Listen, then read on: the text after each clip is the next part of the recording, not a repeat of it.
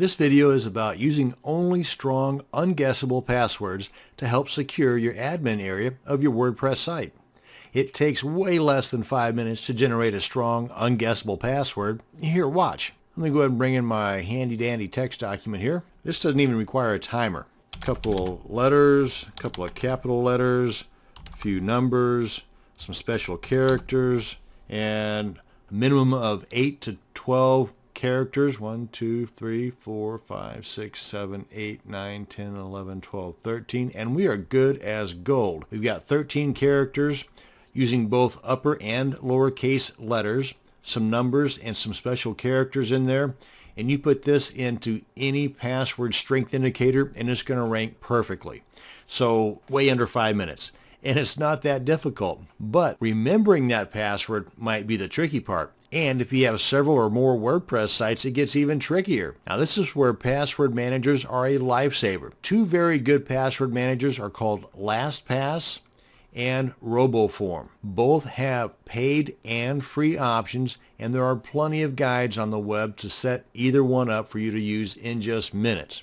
So there's zero excuses in not being able to both generate and manage all of your strong and unguessable passwords. For example, if we were just to do a search here for how to use LastPass, you're going to have a little over 1 million choices. And if you wanted to narrow that down, because maybe you're more visual like me and you want only videos, you're still going to have an abundance of options. Same thing here, how to use RoboForm. Again, plenty of options, and these are just the videos. So now there, again, is no excuse whatsoever why you should be using your password or no password or password as your strong, unguessable password. So whether you opt for the free or the paid version of either LastPass or RoboForm, do it and use it. That's going to bring us to the end of this video on generating strong and unguessable passwords in less than 5 minutes. Thanks for watching, and you have a great day.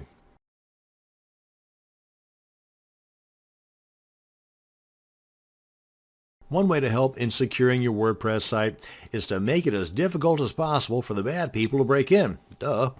One way to do this is to avoid using the default database prefix WP_. Now, if you have not yet installed WordPress and you have access to the one-click install program called Softaculous, then you can make this change before you even install WordPress. You can also change the database prefix manually after you have WordPress installed. The manual way is best done on a new install, but you can still do it on a seasoned site just as easy. If, however, you're not one to get your hands dirty, then there are plugins that you can install on your already installed WordPress site that can do all the heavy lifting for you. These plugins might be a little bit iffy, and they come with a little bit of a learning curve.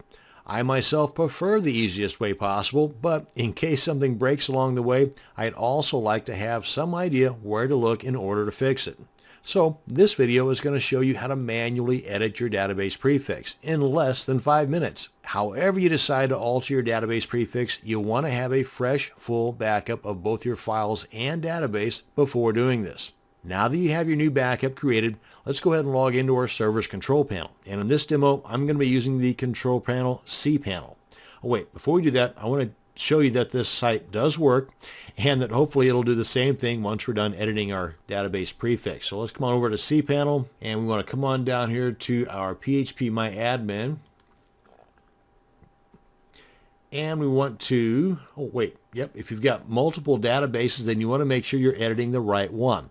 Now, one way to make sure you've got the right database is to come on back here to File Manager on your control panel, click on File Manager, come on down to the wp-config.php file, select that, click on Code Editor, and then Edit, and then right here is the name that we're going to be editing. So that would be the 248, that's going to be this guy right here.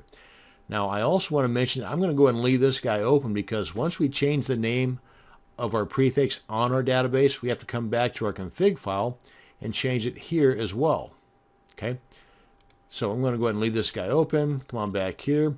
Oh, and before we get things started, let me bring in my timer here just to show you it is going to be done in less than 5 minutes. Matter of fact, spoiler alert, I'm going to show you 2 different ways you can do this. So let's go ahead and click on this. Wait, let's start the timer first, make it official. Okay, now let's click on this. Come on in here, and of course a lot of this is going to depend on your internet speed because there is some downloading and uploading involved. But let's come over here to export and click on go. Navigate to the location on your computer where you want to download this SQL database to. Okay, that's done. Let's get this out of the way. Open up that directory because we don't really want to work on the one we just downloaded. We want to keep that as a kind of a backup. So let's go ahead and click on copy and paste. Actually, I'll keep this guy name copy as the backup, and we'll open this guy up with Notepad or WordPad. Notepad will work just as well, but it looks like gibberish. So let's go ahead and use WordPad because there's some formatting involved here. Come on up here to Home. Go to Replace and find what we want to find, the WP underscore, and we want to replace it with our new one, which is, let's give it a name, GOTU underscore, and replace all. Now, if you've got a whole lot of funky plugins installed and activated and it's a real seasoned site, you may want to go ahead and replace one at a time because some plugins will use WP underscore a couple of times in the path of that plugin, and you only want to change the first instance within that path, not all of them. So when you click on replace all, anything in here that has WP underscore, it's going to change. So you may want to do this one at a time if you've got a seasoned site. If it's a brand new site with minimal plugins, boom, do that.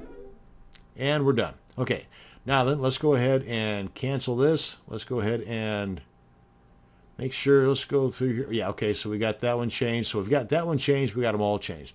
Click on save, so we're good. Click out of here. We know that guy is still okay and intact, so let's go ahead and upload this back into our database. Get this out of the way. Come on back up here. And let's go ahead and select all of these guys here. Let's clean out our database right now because these are all still the WP underscores. And with all those selected, we want to drop them. Get them out of here. Click on yes. And they're gone. Now we want to come up here to import. Choose file. That's the guy right there. Come on down here. Click on go. And we're good. Click on refresh just to make sure. Come on back here to our WP-config file. Change that to GOTU underscore. Come up here and click on save. And that should be good. And come over here to our blog and refresh. And if it's not broke, then it's going to work. Cool. And we've got, what, 3 minutes? Okay, so we're good to go. Now, another way to do this, since I've got a little bit of time left, if you come on back over here, come on back up here, we can select all of these files, or tables rather. Come over here to with selected, replace table prefix. Click on that. And right here, go from GOTU underscore to WP underscore, or whatever you want, WPT underscore. Click on submit. And there you are. Refresh. Come on back here. What is that? WPT underscore. Click on save. Come on back here. Refresh. And it's still working. So that's 2 ways for the price of 1. In both ways were done in under 5 minutes. And how you can change your database prefix from the WP underscore to whatever you want. That's going to bring us to the end of this video on editing your database prefix in under 5 minutes. Thanks for watching, and you have a great day.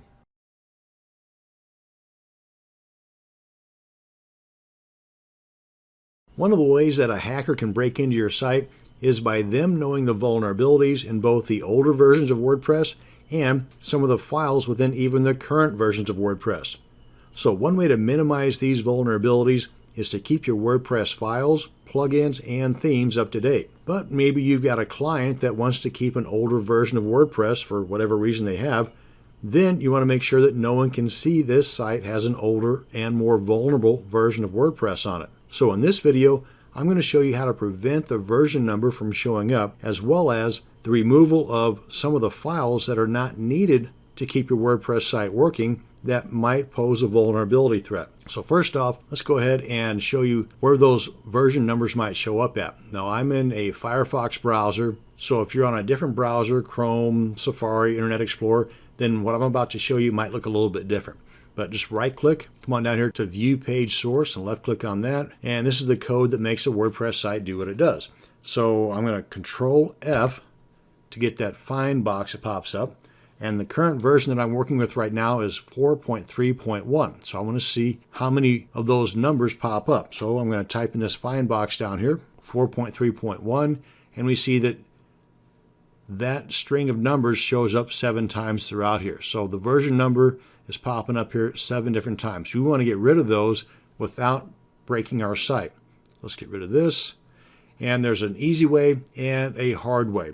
The hard way is to add code like this to the bottom of your functions.php file within the theme that you're using. And I'm not going to go into that because then we got to go into how to create a child theme and all kinds of other stuff that just goes way beyond the scope of this video. So let's keep it simple and still get the job done. We can do that with a plugin. So let's log into our admin area of our WordPress site. Come on down here to plugins, go to add new, and in the search box, type in Meta Generator, and it should be one of the top results that pop up right here, Meta Generator and Version Info Remover. Click on Install Now, and then Activate Plugin. And as soon as that happens, it just did its job. It just removed those version numbers from showing up. But there's a little more to it than that. If we come over here to Settings, then click on the Meta Generator link, that'll bring us to the settings page for that plugin. Now, since this is a brand new installation of WordPress, it's not required at all. But if you have a seasoned site, one that's got a lot of stuff, a lot of plugins, maybe a lot of content, then there might be some scripts there that require that version number for them to function, in which case you want to keep this plugin from affecting them. And you do that just like it says here by putting in their file names right here, separated by commas. Then come on down here and click on Save Changes. I have not made any changes, so I don't need to save anything, but I do want to come back to the site here, refresh, and then right click, then left click on page source, do a Control F again, and then type in 4.3.1. And you can see that it doesn't show up at all. It has effectively removed all of those and has not damaged the site. The site still works just fine and dandy. Only the hackers, when they come to see the source code, are not going to know what version number this is. So that's how you can prevent the version number from showing up on older versions of WordPress. Now, of course, this being a brand new version of WordPress, it's not necessary because more than likely all the vulnerabilities have already been plugged with this new version. Anyway, one last thing I want to cover in this video is removal of the trash, or what I call trash files, that really play no part in your site whatsoever. So let's go ahead and get rid of them just in case they may pose a threat down the line. So I'm doing this in the cPanel control panel under the file manager. You can do the same thing through an FTP client, but we log into the root directory of our WordPress site, and there's a couple of files right here, the README and the license. And I select one, hold the control key down on my keyboard to select multiple files. And if you still have it, get rid of it, that being the wp-config-sample. Make sure that it's one that ends in -sample, because the wp-config file is an important file you don't want to delete. So let's go ahead and select the one -sample. Come on up here, click on delete. Are you sure? Yes. And then come on up here to wp-admin folder or directory. Open that up and scroll down. Select the install-helper and the install.php files. Since obviously we have WordPress installed, we don't need those files any longer. Click on delete. And we are golden. We are good to go. So all of those vulnerabilities have been taken care of. And that's going to bring us to the end of this video. Thanks for watching, and you have a great day.